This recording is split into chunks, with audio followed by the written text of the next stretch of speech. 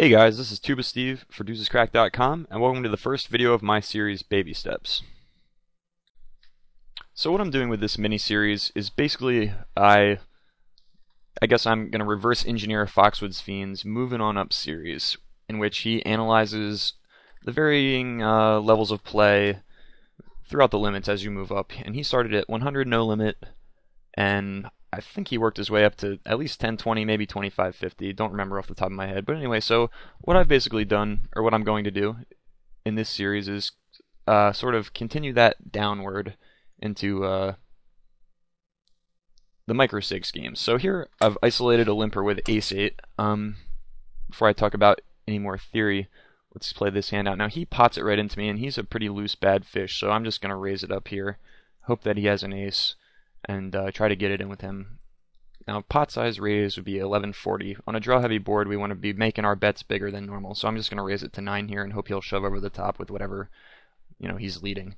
But so like the purpose of this video, like I said, is to basically talk about the type of play you're going to find at 25 NL. The play is very weak here, but it's still tougher than the super micro stakes such as $10 buy-in, 5 cent, 10 cent, where even the regulars don't really have much of a clue. Here you will encounter some tighter regs, and of course here I think the only play with our top two is to just stick it in.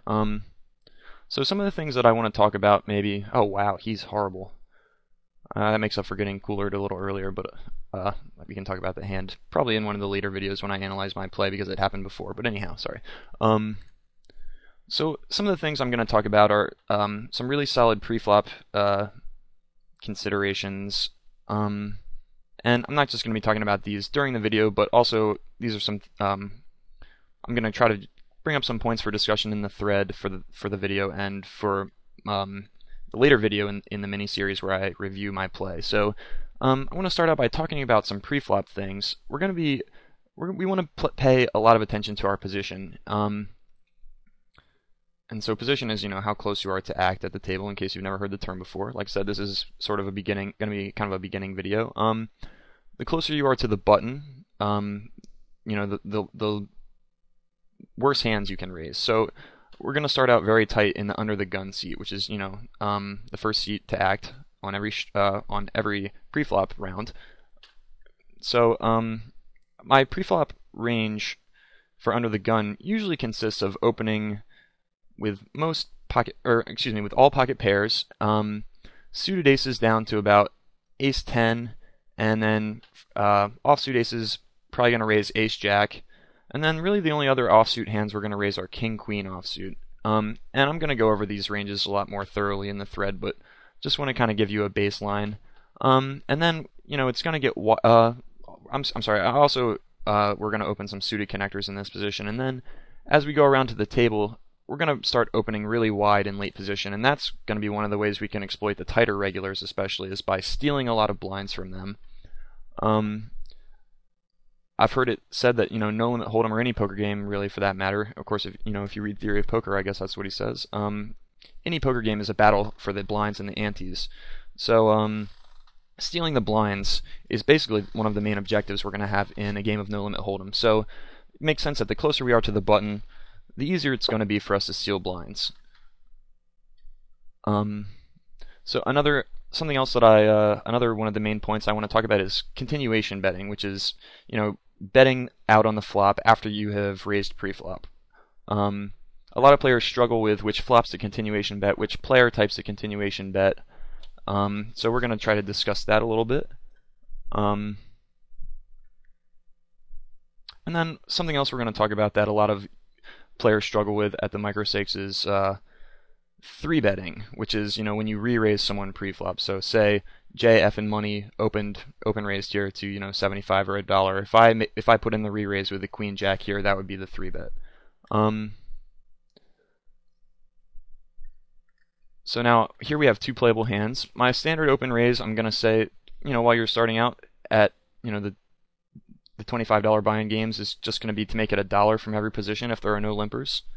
4 times the big blind, it's pretty standard. Here, this is a bad flop to continuation bet against a short stack, and ace-9 here, that's going to be a fold. The ace-9, we were just trying to steal this player's blind. Ace-9 offsuit is definitely good enough when it's a heads-up blind versus blind situation to try to steal with against all but really, really tough players. So anyhow, I chose not to c-bet on the queen jack, but when he only bets a quarter, I have to call here just because of my gut shutouts, I think. If a 10 comes, especially a non-blue 10, by the way, the 4-color deck here, the blues are diamonds. So anyway, if a 10 comes, I have a chance of winning a decent pot off him. I'm getting incredible odds. I was getting about 9 to 1, I believe, from the pot, and I only need 10 to 1 to hit my gut shot. And if the flush comes, I'm not going to go too crazy. Here's something that we're going to stay away from is calling with hands like ace-10 offsuit. We really rarely are going to want to be the one calling a raise, at least until we get much better at post-flop play. So for now, and I'm going to talk a lot more about some fancier post-flop play in the 50 NL video after this, because that's kind of when it becomes more important. The tougher competition, you have to make more moves. But anyhow, so like hands like ace-10 here, facing an under the gun raise, even though he only made it 3 times the big blind, you might think, oh, maybe I'll call for because I have a nice little suited ace or whatever. That can be fine, but again, it presents some very tough post-flop decisions, so unless it's a big fish, like this player looks like he's pretty fishy, so maybe I could have called profitably there. But he hasn't raised very much pre-flop. I'm likely to be dominated, or in other words, he's going to hold the higher, one of the same paired cards in a higher kicker. Again, very basic terminology. Sorry for those of you who already know what I'm talking about.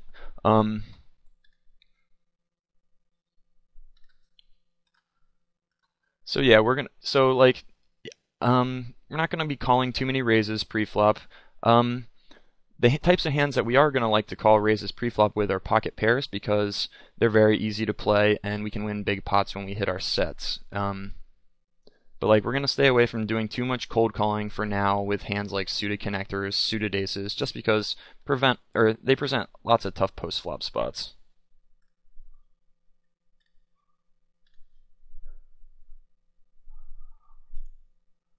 Something that's also I'm going to stress a lot is playing very, very tight out of the blinds. Now here with ace-king, we have a very strong hand. I'm almost always going to advocate raising or re-raising with ace-king. Now a pot size raise would be 250, so I'm going to make it slightly larger than that, to 3. We have a very bad player here, and being out of position also, I like to make my raise sizes slightly larger. Being out of position presents a pretty significant disadvantage, and the disadvantage gets worse when the stacks are deep. So, the bigger you raise, the shallower the stacks are, and the more profitable, or the less profitable you make your opponent's button play. So, I think I'm obligated to c-bet this flop. I don't know much about this player, but a queen 5-4 board is pretty dry. If the player also held ace-king, which I think is very, very, a very good part of this player's range would be hands like ace-queen, or ace-king, ace-queen, ace-jack. Someone who's been this loose so far. I mean, it's a small sample size of 23 hands. But I do think he would call with a hand like ace-king. So anyway, like queen 5-6, I believe, queen 5-4, excuse me, very dry board. I decided to c-bet that. Otherwise, I think I would just have to check fold, and that's a very weak way to play the hand after I re-raised, and I've already shown strength. He has no reason to think that I'm bluffing, if he's even thinking about what I have. But yeah, like I was saying, when we're out of position, we're going to make those that 3-bet a little bit larger than the size of the pot, just to try to get a little bit more fold equity and to try to eliminate our positional disadvantage. But for now, we're going to be very tight about playing out of position. We're not going to be 3-betting very wide. Like against this player, I'd probably still 3-bet him with... Actually, against this player, I might not have even 3-bet ace-queen, just because I haven't got any history with him. And, I think it might have been, then you kind of, if you 3-bet somebody with weaker hands and you don't know much about them, especially if they're playing loose, I'm going to put myself into some tough situations because I am going to be playing a big pot out of position against him a lot, and I'm going to get outplayed, whether he's actually good at poker or not. It's just going to be too tough for me to make decisions. Now here we have an interesting hand. This guy check min raised the flop. Jim 1098. Let's bring up the hand history. It's very important to try to pay attention to hands that you're not even involved in. Ooh, and looks like we have a big hand on the right hand table as well. So we need to do, kind of pay attention to what these guys are doing to get reads. suited ace 3 under the gun is way too loose for now for early position. Some of the great lag players do raise, any suited ace there, but I don't think that's going to be profitable for most 25 NL players until you have a lot of experience. So anyhow, let's bring that hand history back up. So, let's see. Breeden raised pre-flop, Jim check min raised, and then Breeden check min raised the looks like a pot size c-bet. So Breeden probably had just an overpair. Jim could have been check raising with a wide range. So I'm just going to put check min raise, draw a flop, and fold to shove. So his check min raises could very often be bluffs. I'm going to move these stats out of the move the stats out of the way so I can see that I have a note on him. I would be raising this guy's small blind limp with a pretty wide range because it's a very weak play, and I just think he'll fold a ton of the time, but not with 4-3 for now, just because it's so weak. And when he checks the flop, I don't really expect him to have much. He checked it very quickly.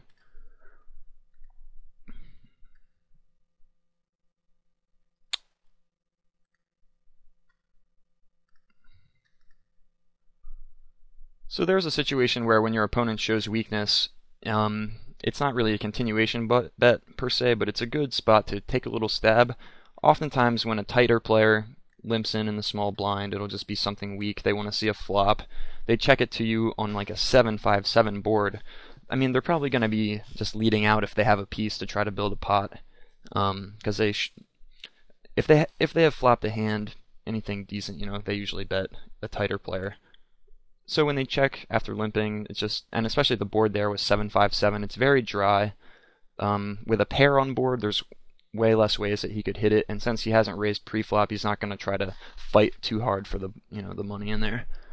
Now ace-jack suited, like I said, we're going to be playing very tight out of position with even with our raises, not just our 3-bets. I guess I was talking about 3-betting before. But here with ace-jack suited against a loose player, it's just a straight value raise.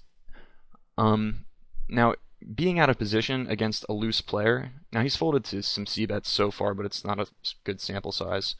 But that's really going to make me want to c-bet the flop, or less flops. Of course, on this board, I'm just going to make a pretty good size bet of 225 because we have a ton of equity. It'd be nice if he folded since we have ace high, but if he doesn't, we have 2 overs and a flush draw. Bigger bet is more likely to get a fold since we're out of position. Okay, now we have the nuts, so I don't have much of a read on this guy about how aggressive he is. His aggression factor over 26 hands is 3.7, which is fairly high, but I mean, he's a fish. I'm just going to value town him and hope that he calls down with whatever he has. That's actually kind of a bad card unless he also has a flush or has already flopped a big hand, just because an overcard to the board and the flush is out there now. Okay, well, thanks for the money. Okay, so we slow played a set on the flop. And we hold. Alright, so we're going to make a note that this guy slow played a set on the flop. Then stack off when we hit the flush. Here, 8-5 suited, like I said, we're going to raise really light from the button, but not against short stacks like Trade Junkin only has $5 here, and it's not going to be profitable to try to play, pots against him or raise, because these short stacks will just shove over the top a lot of the time, and then when you have a garbagey hand, you either end up pot committing yourself with nothing or, just having to fold. So, anyway, let's see. He actually limp called 8s pre-flop. Then flat 8-7-5, 8-7-5 two-tone, and shove over turn bet when flush comes into my nuts. That's not a very good note, sorry, but under video time constraints, I'm not going to worry too much about clarity, just because I'll know what it means. Alright, so we've got several notes on these players already. JF and Money is on 2 of our tables. We have different stats on him at each one, I think because of my filters for handedness. But those should resolve soon once the tables both become 6-handed. As you can see here, I have a heads-up display open, which I figure I should mention. This is Hold'em Manager. I really like Hold'em Manager because of the 3-bet stats. Um, for the main, the main reason that Hold Manager is awesome. So I'm just going to go over what they all are. They're labeled, but across the top we have VPIP, or voluntarily put money in pot, which is, these are all stats using Poker Tracker or Hold Manager. For those of you that don't use a tracking program, it's going to be pretty much vital. For most people, it's going to be vital to being able to maximize your earn, especially if you multi-table. These heads-up displays just are so useful, especially the next generation ones like Hold Manager and Poker Tracker 3. Here, Jack 10 suited is a pretty standard isolation. 5 times. We said our open is going to be 4 times, and then we have a limper, so 4 plus 1, so open to 5. Again, not a good board to c-bet, so I'm just going to check it back when he checks, or if he checks, and if he bets, I'm just going to fold. Very draw-heavy flops like this. There's straight draws and flush draws. Now I pick up open-ended. If he checks it again, I think I can take a stab also since there's an overcard. He bets half pot, and I'm just going to peel one off and try to hit the straight on him. Alright, and we whiff. If he bets, I'm not going to try to bluff this guy. He's pretty loose. If he checks, I still expect him to call with just about any pair. And it's not a great river. He could easily have a 9 or a queen or nothing. My jack high might even be good, but, checking back here is fine. Okay, so he had king high. So this player will take small stabs when the pre-flop raiser shows weakness. Shows flop weakness. So I like to make kind of general notes too, and sometimes I'll say like exactly how a hand went down, but sometimes I'll just make a more general note about a player's tendency, because you can write exactly what happened in a hand and then come back to it, a week later, and you'll see that you played this hand with a guy, but what did it really mean based on like the metagame of the situation? Here's just a standard bet. Now we have top pair. But like, sure, you can just write a hand, but it doesn't necessarily mean anything without the context of a session or the other hands around it. So like something like this, we'll take small stabs when I show weakness. That's just like a more general thing than bet half pot with king high. It's just a little easier. It's just a little easier to process instead of having to read the hand and then remember what the hand, why I put the hand in there. But anyway, here's a note I have on this guy from previous session. Overplays, overcards, and flush draw when 200 BB deep. Yeah, I seem to remember this guy. He had a combo draw, and I think it was not even a 3-bet pot, and we got it all in on the flop, and I had like an overpair, and he had overcards and a flush draw, 200 BBs deep at 25.50 maybe when I was working on stuff for another video. Yeah, so he really overvalues draws. And I guess he's probably one of the most aggressive regulars at the limits if he's doing stuff like that.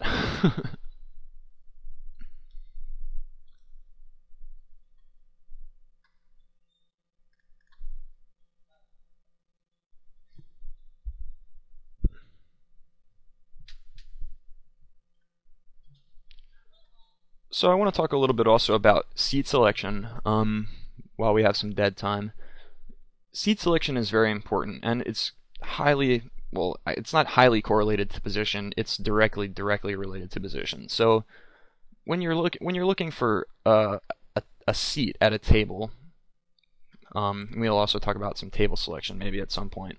But right now, seat selection here, we can see I have some tight players and some loose players. On the right hand table, more tight than loose, but on the left, some a good mix of each.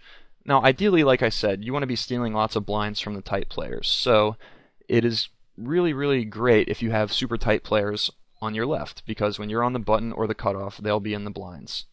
So, for instance, on table 1 here, when I'm in the cutoff, Grape Drink and JF and Money are my 2 blinds. So like, it sucks to have Brendan here, who's playing really laggy.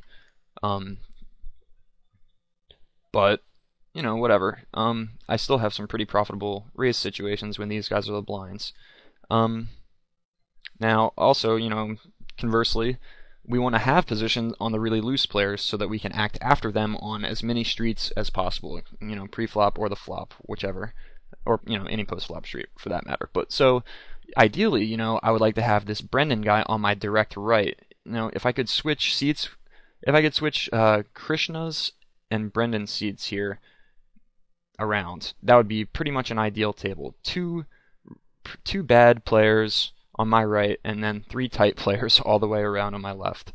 Um, Now, something else to keep into consideration, or to take into consideration, is not just how good or bad a player is, but also what their stack size is. So, like, if you have really tight players on your left, but they're short stacks, it's not really that ideal because they're just going to be, if they're professional short stackers or whatever, they're just going to be, or not professional short stackers, but like, not necessarily because you can't really make a living short stacking 25 NL, but if they're thinking short stackers, I guess, playing really tight, like this guy seems to be grape drink here. Having those players on your left, they're just going to jam over top of your button steals all the time, and therefore it's going to kind of force you to play tighter from the button, even though they're really tight on your left. That can be a negative side effect. So like I said, tight players on your left, loose players on your right, and you're going to be doing well. Oh, but I neglected to continue the stack size thoughts. So like, conversely, like here, well, Brendan had a little bit of a deep stack before, but like it would have been really great if I had the two guys with similar stack sizes to me on my right, since we're a little deep, because being in position against other players when I'm deep stacked is just going to be immensely profitable. Here I'm not going to c-bet into two players, just because the board's really draw heavy. If there was no flush draw, I probably would take a stab though, because these players likely don't have hands with a king or a queen. Just because you don't play King X or Queen X nearly as often as people play Ace X or suited connectors and stuff like that. Here I'm actually tempted to bet again, but there's two flush draws. If I bet the turn, I'll probably have to bet the river, just because if I get called by draws, I can't win the pot with an 8 high at showdown. So yeah, I didn't elect to bet here, and I think we can see so far from the video I'm playing very fit or fold style. Here with fives, we can just call and see the flop. Now in this situation with fives, I'm mostly looking to hit a set, but on some really good dry boards, I'll just call a bet. Now again, on this board, obviously this is a horrible flop for me to try to call a bet, just because so much of his raising range has hit this. There's so many bad cards for my hand. But if the board was, say, like Jack 7-3 on a really dry board, I would probably call one bet here and try to just check it down with him, get the showdown.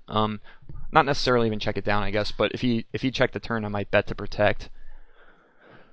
But yeah, for the most part with those pairs, probably just gonna fold, except on really dry boards. So basically set mining with them. Again, these are all general strategies until you get better post flop. So yeah, we can discuss that some in the threads if you guys want.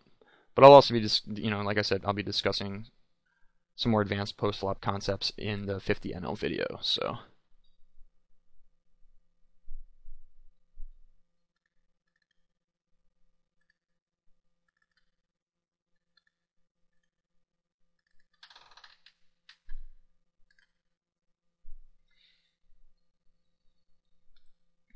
so I guess I never finished going over my HUD.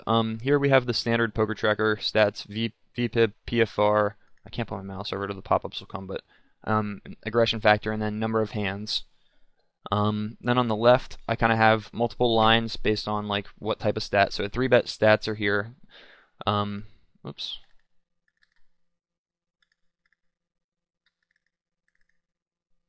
I accidentally turned my session stats on. Okay, so yeah, 3-bet stats are at the top. This is 3-bet and then fold to 3-bet. So this guy 3-bets 4% of the time he has a chance to 3-bet, and then he folds to 3-bets.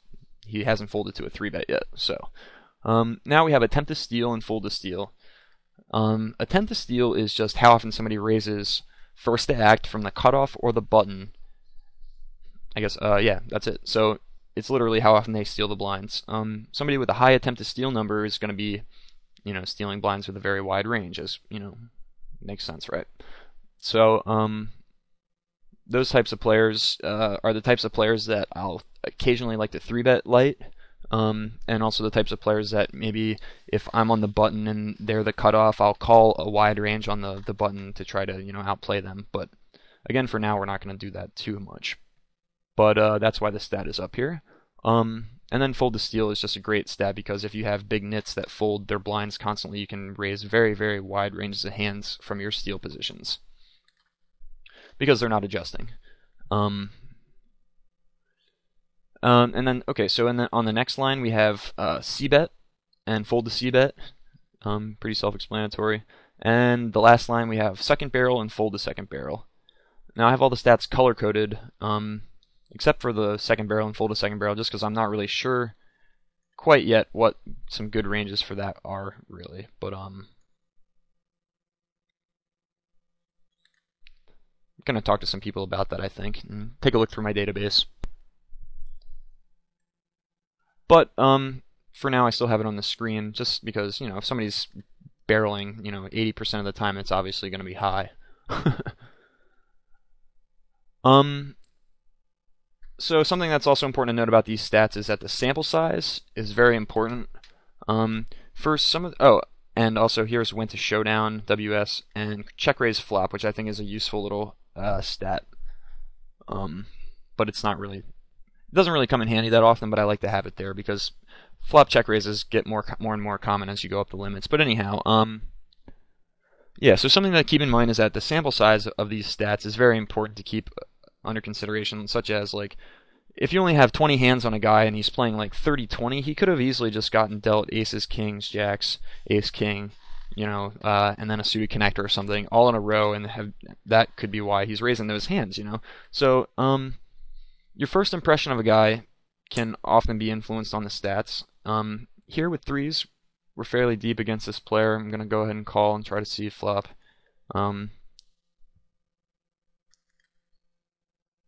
I think I'm going to have the best hand on an ace-5 board, or at the very least it's going to be tough for him to continue, so I'm going to make a small check raise, but if he calls I'm probably going to give up. This is just a little bluff based on the fact that it's going to be hard for him to continue without an ace, and I think he should be c-betting this flop most of the time. And we don't have any real history. He overplays his draws, but he should be, I mean, it's hard for him to have a draw there too. So what was I saying about sample size? Yes. So on the button we're going to just open ace X for the most part. I usually fold ace 2, sometimes ace 3, just because they don't play well, and I prefer to, if I'm going to raise a wide range, instead of adding weak offsuit aces, I'd prefer to just add things like weaker suited connectors. But anyhow, just because, well, I guess I should explain, they play a lot better post flop. So for instance, I'd rather raise a hand like 4-7 suited on the button than ace 2 offsuit, because there aren't really any great flops for my hand with ace 2 offsuit. But with 4-7, I have much better idea of where I stand if I get some action with a pair, for example, or you know, you can flop some nice draws, etc. But yeah, so when you have less than like 50 hands on these guys, most of these stats are going to be pretty irrelevant. And then for some of the more advanced ones, like, I guess a good way to think about it is the later the street, such as, you know, the river being the latest street, the less accurate your information is going to be, just because less and less hands make it there. So things like preflop, VPIP, you know, preflop raise, those converge, as we say, converge to the true values much faster than something like check raise flop. Because think about it, how often does somebody even check raise a flop? You know, most people's check raise flops here, like the three of us here haven't check raised a single flop on table 1 on the bottom, you know, the bottom left, 3 of us haven't check raised a flop yet. For example, I don't know. That percent is usually not very high, is my point. Except among really laggy players. But like here you can see this guy's check raise flops 50%, but it's only going to be over a sample size of like 2. Where's the stat on here?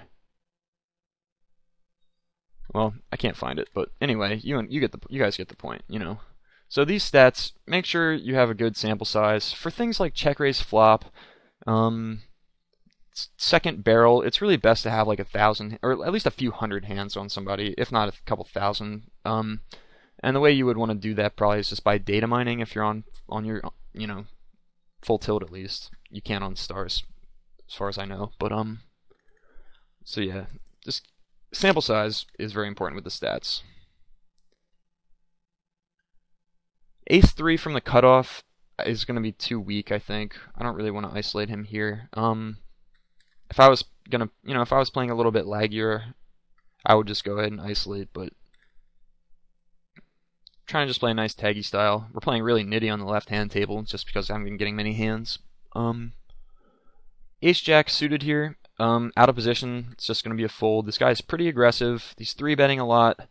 It's the first time I can remember that he's 3-bet us when we had, any kind of playable hand. So just going to let him have it. Again, 46 hands isn't like a huge sample. But I'm going to keep my eye on him from now on, I guess, just because he is pretty aggressive. And, if I wasn't making a video, I might switch out of this seat or find, another table if I have a super aggressive player on my left, just because it makes it hard for me to play most of my hands. And also, on the right-hand table, I've got a bunch of pretty much very tight players. Ideally, you don't really want to be playing against guys like this. But it's a good representative of the types of guys you're going to find at these stakes. They're usually playing pretty tight. VPIP's below 20 for the regulars, It's very, very uncommon to find a guy playing like 22-18.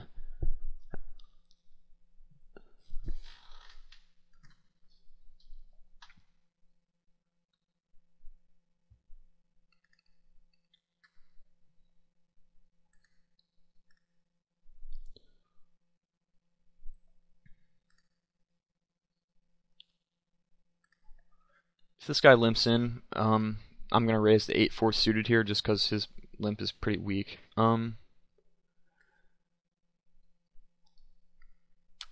If this was another player, it's a spot where I could see doing a light 3-bet occasionally. I probably wouldn't right now just because I've 3-bet a few times on this table regardless of who the player was. But JF and Money is also the only guy that I think I've really got any history with of aggression at this table, so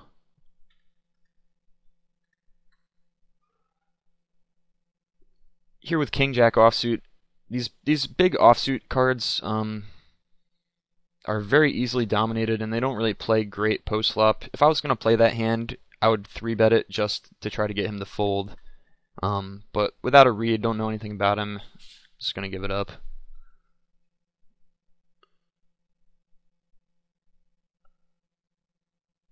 Alright, since I've been so tight over here on the left, I was going to go ahead and raise up the ace-3 this time.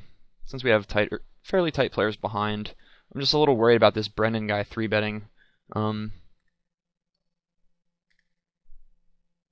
Okay, so yeah, he's playing pretty loose the last few orbits. It looks like he's been raising a lot. So if one of the seats behind him opens up, I'm going to take it.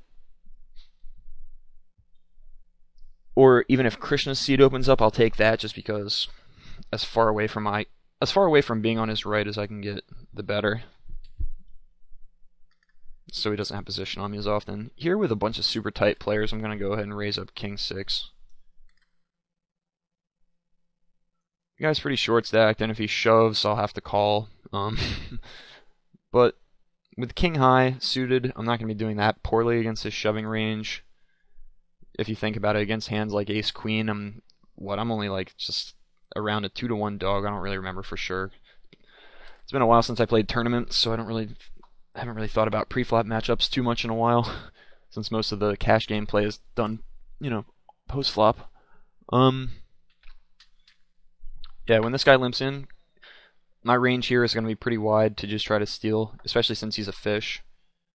And I'm definitely going to c-bet this flop against him. He doesn't fold to too many c-bets. Actually, let's see. He's only seen 6 flops. Oh, and when he leads out here, I don't really see a good reason to continue. I think it's likely that he has a king, and he's just betting to protect his hand, because that's what bad players do. But he could also be donking with nothing.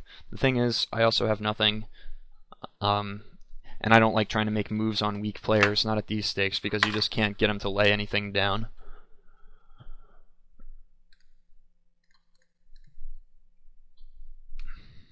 I shouldn't say that as a blanket statement. You can get people to fold, but it's not very highly recommended unless you have a really good read to back it up.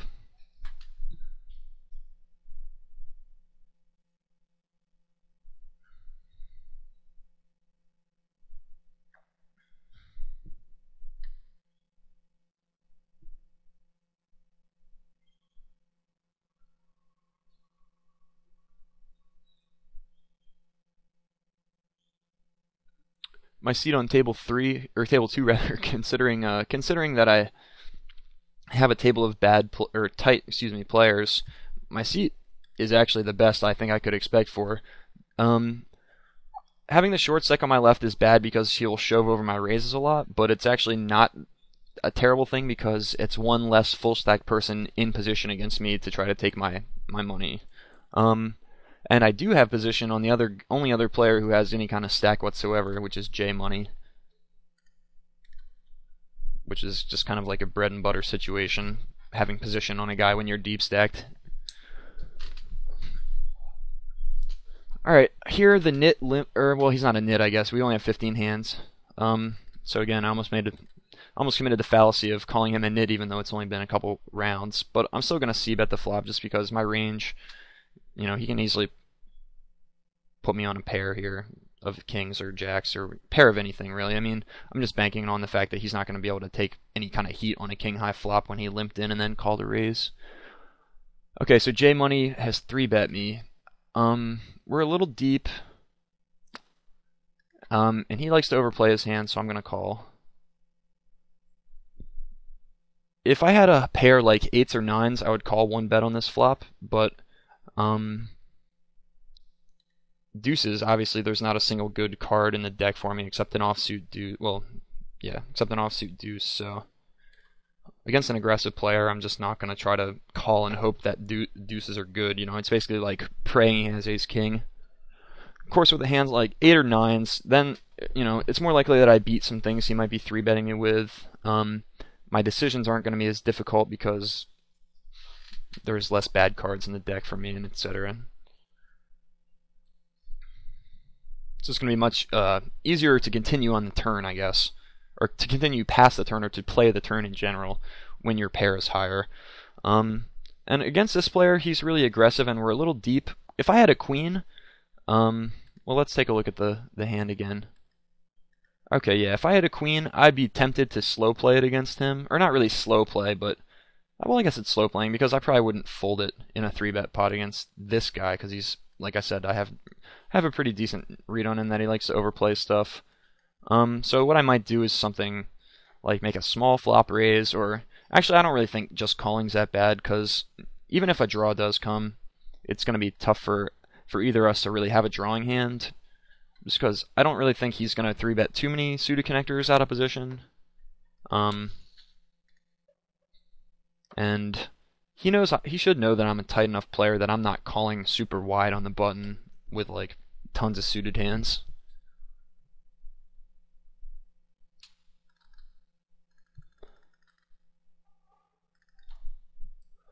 So here, pocket pair. 5-handed, so we're in middle position, so definitely, well, like I said, either way, it's a race. And here, we're getting great pot odds, 2-1, definitely committed to calling the guy. Yeah, he's playing very tight. Good flop for us. And there we go. So hopefully he'll leave, but no, he rebuys. Okay, so, yep, I'm a little worried that I'm going to get 3-bet by this player, yeah, so I actually kind of think I should have just called. He's so aggressive that I'm going to have to see a flop now. Now, see, this would be a great time to have a better read on his post-flop play. I'm just going to check it down. I don't think he has a pair. If he does, he has like something below queens. I'm going to call 1 here. And these are great turn and river cards for me.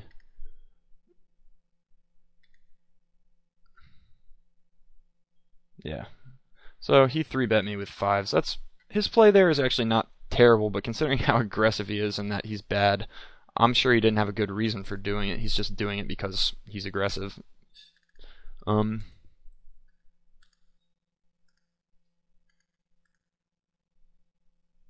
Oftentimes here with king queen, if I have a hand that I want to raise for value and there's a short stack in the blinds, or there are really tight players in the blinds, a good option can be to make it 3 times or so on the button, just because you encourage the short stacks to shove over top.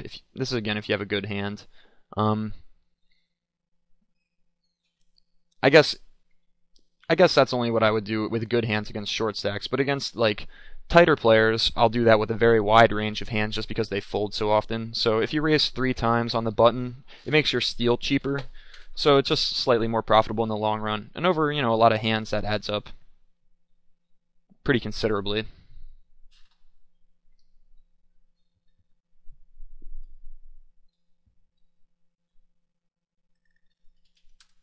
So yeah, that's kind of what I was saying when I was saying for now we're going to be doing 4 times from every position. But I guess I'll just put the thought into your brains now because I'm going to be doing it in the 50 NL video that, these late position raises can be a little bit smaller sometimes. It's all about manipulating your opponent into doing what you want. So like against an aggressive short stack, a small raise might get them to jam. But against the guy who's like full stacked and playing nitty, like this guy Goody Man 1615, he's probably playing a bunch of tables. I mean, I could search him, but it doesn't really matter for my point. But he's playing super tight. He's probably just going to fold or call or raise based on what cards he has, not necessarily what our raise size is. So like a good way to exploit that is by raising smaller and raising more often because he's not paying attention. So you just steal tons and tons of free blinds.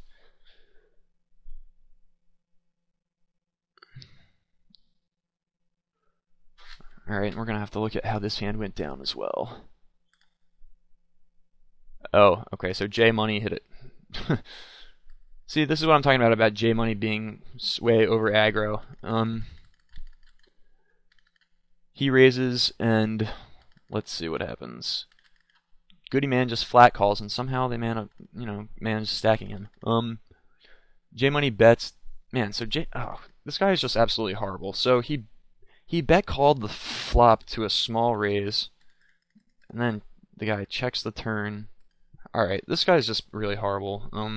He's stacking off with a rivered pair when the guy's taking like super strong lines. I'm gonna make a note on this guy that he's raising small with flop, or raising the flop small with a set. Then checks the turn. So he's pretty trappy. Little tiny raise, then checking the turn. I guess against J Money, who's pretty aggressive, he might have check raised a flop, going for another turn check raise. Like I would have to think that's what he did. Also, yeah, the board paired, so instantly players go into like slow play mode as soon as they have a huge hand, like a full house. I honestly think Goody Man should have bet the turn. So what happened was Goody Man check raised the flop small into J Money's C bet, and then check the turn. Well, the 6 is if he's got a hand where he can call on this flop, the 6 changes absolutely nothing. It actually makes it less likely that Goody Man has J Money beat because there are less combinations of like pocket 6s or like 6-7 now. So really, I think Goody Man's best play here would have been to bet out again and just try to stack 10s or something like that, rather than check and like let the guy check behind and like risk an overcard coming. Now here it turns out it worked out that Ace Queen hits on the river and then J Money gets a stack. Goody Man gets a stack, but that's just because J Money's terrible and is oblivious to the fact that the queen is probably no good there. When the guy 3-bets the river all in on a paired board after check raising the flop. Now he leaves.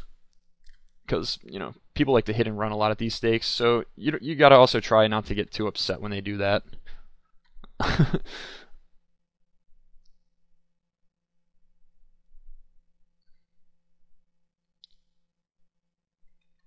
Alright, so I think that's gonna about wrap it up for the video. I hope this has been a nice little insight into the world of 25 NL, at least on full tilt. I'd be happy to answer any questions you all have in the forum. So I guess stay tuned next week for episode 2, where I play some 25-cent, 50-cent tables, and we talk a little bit more about opening up and exploiting regulars, 3-betting light, etc., etc. Alright, thank you all very much.